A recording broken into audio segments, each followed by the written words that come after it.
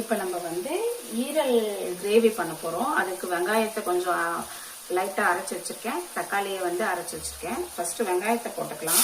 எண்ணெய் ஊற்றிருக்கேன்.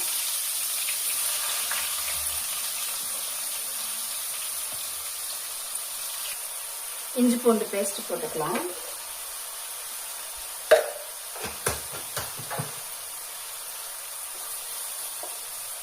உப்பு கொஞ்சமாக போட்டுக்கலாம்.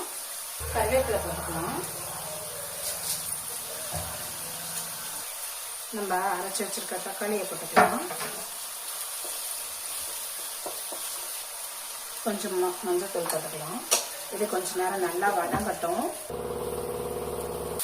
நம்ம ஈரல் கிரேவி பண்ணுறதுக்காக ஈரலில் வந்து உப்பும் மஞ்சத்தூளும் போட்டு வேக வச்சு அதை நம்ம அரிஞ்சு வச்சுருக்கோண்டா. இப்போ நம்ம இந்த ஈரலை இதில் போட்டுக்கலாம்.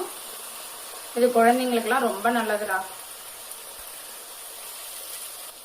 இது கூட வந்து 1.5 ஸ்பூன் மிளகாத்தூள் போட்டுக்கலாம்டா. கரம் மசாலா தூள் 1 ஸ்பூன் போட்டுக்கலாம். ஒரு 1/2 ஸ்பூன் கார மிளகாத்தூள் போட்டுக்கலாம்டா.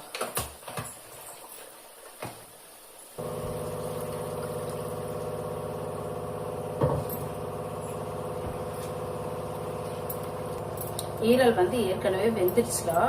இருந்தாலும் இது கூட கொஞ்சம் மசாலாலாம் ஊறி நல்லா இருக்கும் வெந்துச்சுன்னா. ஓகே,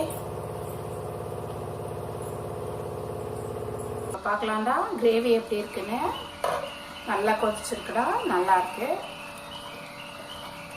ஓகேடா, நமக்கு சாப்பாட்டில் போட்டு சாப்பிட்ற அளவுக்கு கரெக்டாக இருக்குடா. இப்போ இதில் ஒரு 1/2 ஸ்பூன் மிளகுத்தூள், கொத்தமல்லிடா,